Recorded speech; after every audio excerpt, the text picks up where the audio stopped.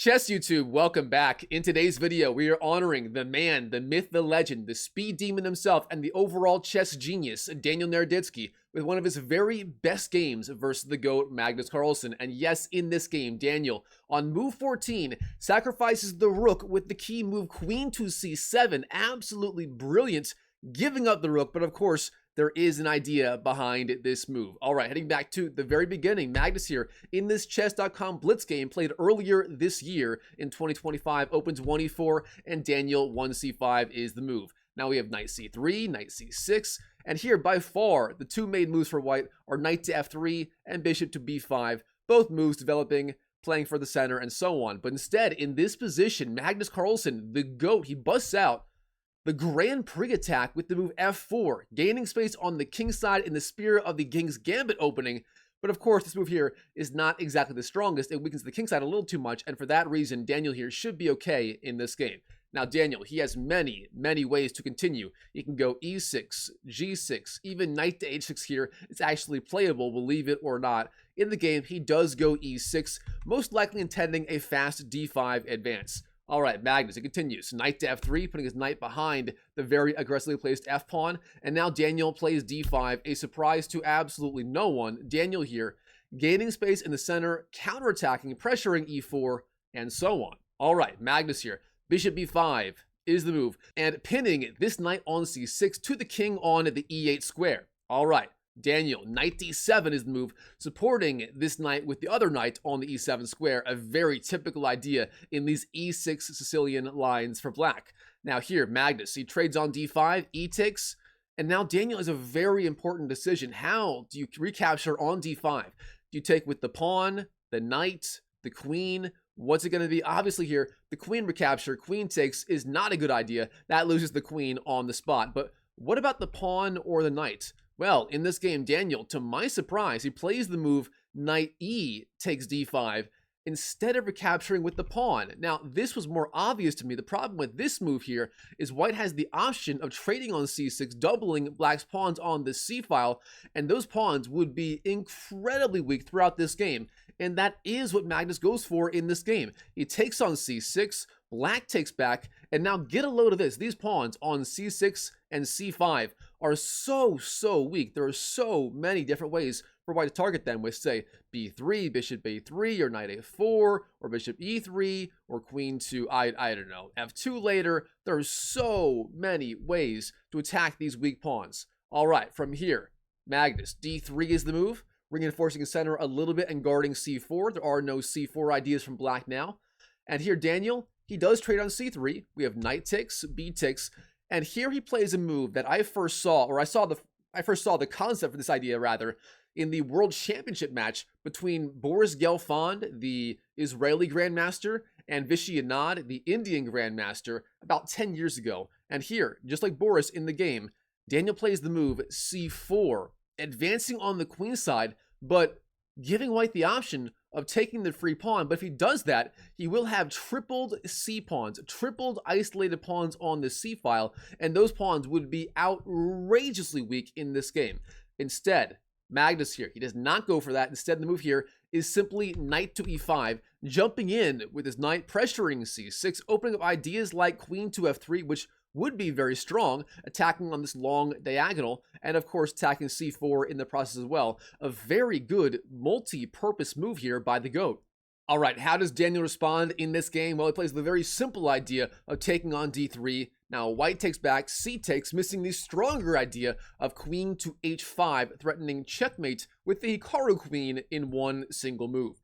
Instead, here, white recaptures, c takes d3, and then we have bishop d6, castles, and castles. So now the opening phase of the game is mostly over, and both sides need to find some way now to increase pressure on their opponents and most likely target these weak pawns on, say, d3 and c3 or c6 and so on. Both sides having some juicy targets here in this middle game. Now here, white has a whole variety of ideas he can play. He can go, for example, bishop to e3, or say queen to f3 or a4, or rook b1. There are a lot of ideas here for white, but in the game, Magnus plays the move bishop e3. Now, real fast, very importantly, I do want to point out, taking on c6 here is not a good idea at all. If white does that, black is going to have so many ways to respond, the strongest being queen to c7 attacks the knight, and from there, c3 behind it. And if you defend this knight with, say, queen to a4, bishop d7 wins the piece, or queen to f3, then bishop b7 wins the piece. Either way, that knight would not be long for this world. So instead, bishop e3 played in the game, and then Daniel finally defends the pawn on the c-file with the move c5, gaining a little bit of space, but also opening up this long diagonal for the bishop later in the game. And here Magnus, he's having absolutely none of it, and he plays the move queen to f3, trying to immediately gain control of the open long diagonal here, pressuring the weak rook on the a8 square. Now Daniel, of course, he sees the rook here is under attack, and what does he play in response to this queen move by the GOAT Magnus Carlsen? Well, let's find out, but real fast, I do want to point out, for a very limited time, I am offering free one-on-one coaching sessions. If you want to book your free one-on-one call, one-on-one coaching session with me over Zoom, the link is down below in the description and the pinned comment. It's totally free. You get a half an hour with me. We'll look at your games, and I'll give you a clear action plan for how to improve online chess. I'm a 2,000 ELO player myself online, and if you want to reach 1,000 to 2,000 plus ELO as fast as possible, getting feedback from someone like myself or anyone else you respect and admire in the chess world is going to be a great idea. So again, free coaching call, link down below in the pinned comment and the description if you want to get it. All right, back to the game. Here, Daniel, he sees the attack on the rook, and he ignores it with the move queen to c7. An absolutely shocking idea, giving up the rook, but of course there is an idea behind this move. Here, Magnus, if he does absolutely nothing, black is going to play the move bishop b7, defending the rook and attacking the queen on f3, and then later taking on e5, winning a critical pawn.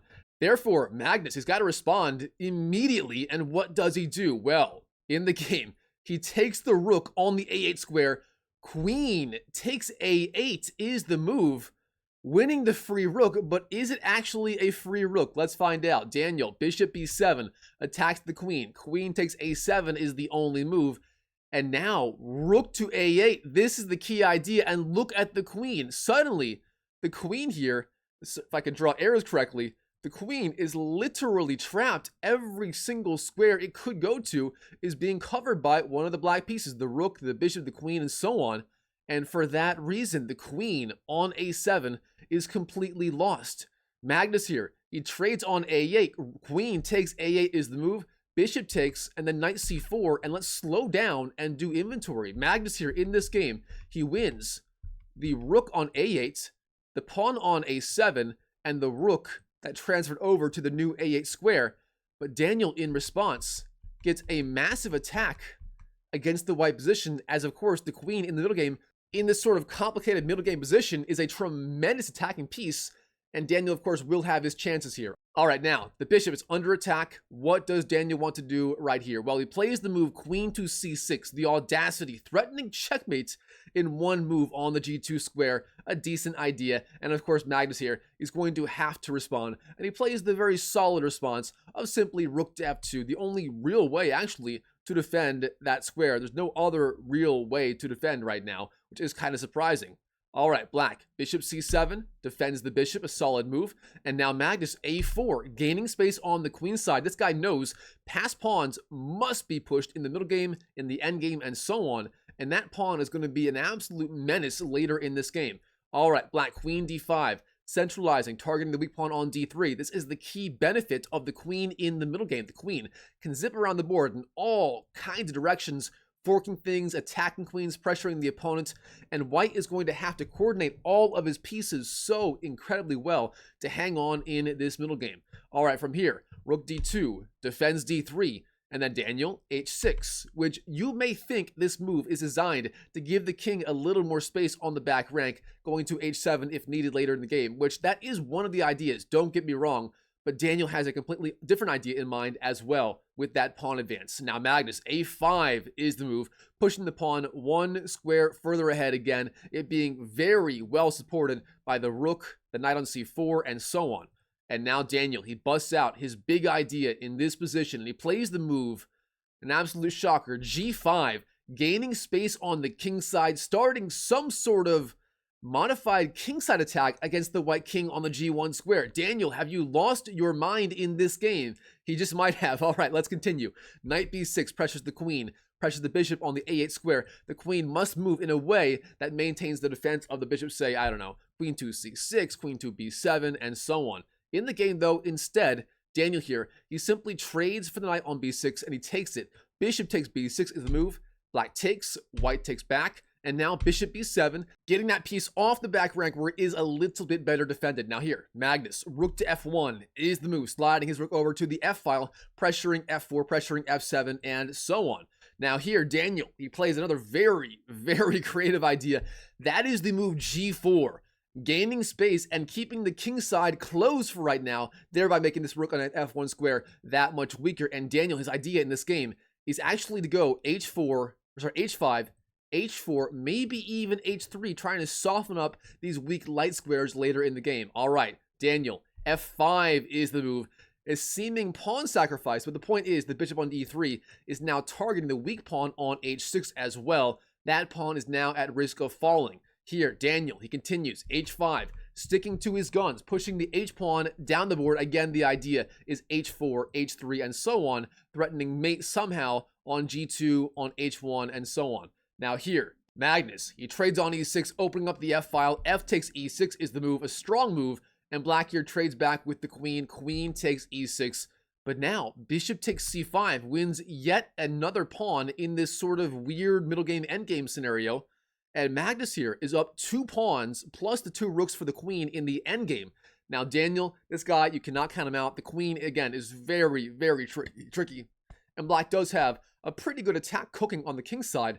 But of course, Magnus is up about 3 points, 3 pawns roughly in material, and that is going to matter in this game. All right, Daniel, h4 is the move. He has nothing else. He must attack. If you slow down at all, these pawns on the queen side will decide the game. Therefore, Daniel, he must push those pawns as soon as possible down the board. Now, bishop d4 defends a little bit and frees the c pawn to march down the board as well. But now, Daniel, h3 comes all the same. This is the key idea. All right. G takes, black having tremendous pressure now on g2, on the g file, and so on. Magnus will have to be so careful in this position. All right, from now, king to f2 is the move. The king march begins. Magnus, he knows if you leave the king on g1 forever, that king will be cooked sooner or later. It is simply too dangerous, and therefore, he begins the king march potentially over to the queen side later in the game if things do go his way. All right, now, Daniel, bishop g2 is the move, a strong move, defending this pawn on h3, attacking the rook, and setting up ideas like queen to f5 and so on, hitting the king. From here, rook g1, defends the rook, it was under attack, and now queen to g4, flying in, threatening again, queen to f3 and so on. Daniel here doing everything he can to simply continue the attack in this game. But now, with the queen off the e-file, king to e1 is possible, and Magnus here does play it, trying to march his king over to the queen side yet again.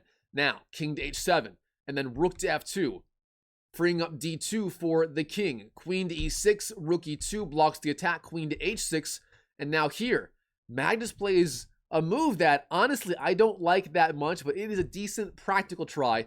He actually gives up the rook for the bishop and the pawn. He plays the move rook e takes g2, black takes, white takes back, and suddenly here, both sides have roughly even material. Magnus having 2 pawns, the bishop and the rook. Sorry, 3 pawns? 3 pawns, the bishop and the rook versus the queen, which the queen is a little bit overpowered, but again, the queen is so tricky in the endgame, it's going to be an absolute dogfight till the very end.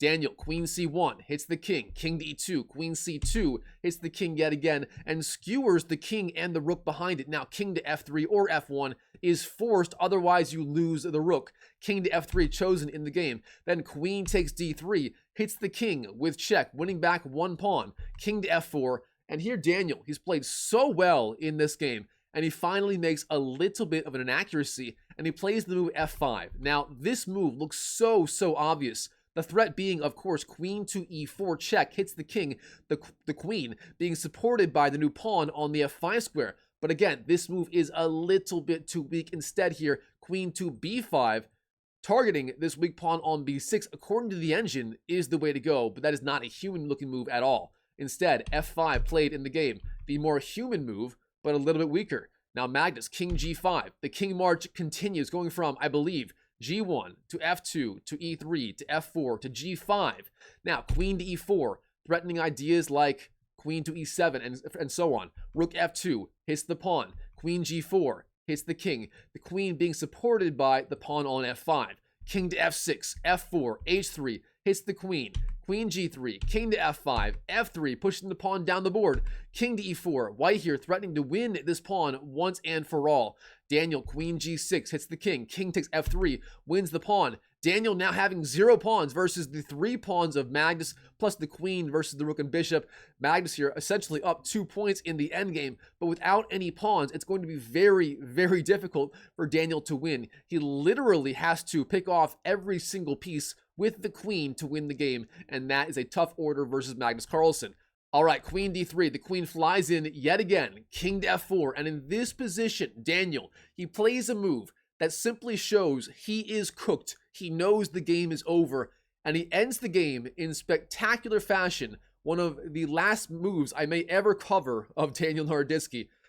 He plays the move queen to e4, giving up the queen in spectacular fashion. Magnus, he accepts the sacrificed queen, and here, in this position, Daniel, with no pieces left versus the 3 pawns, the bishop and the rook, he resigns on the spot to Magnus Carlsen.